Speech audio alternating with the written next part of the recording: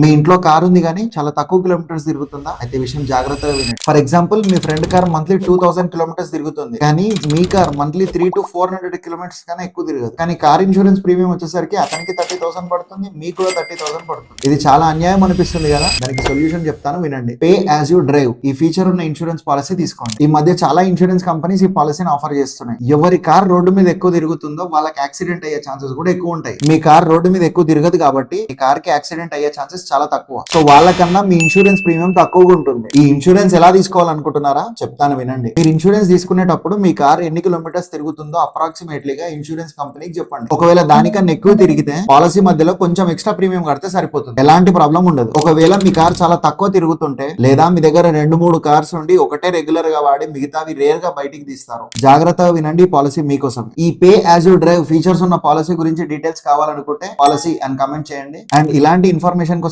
నన్ను ఫాలో అవడం మర్చిపోకండి.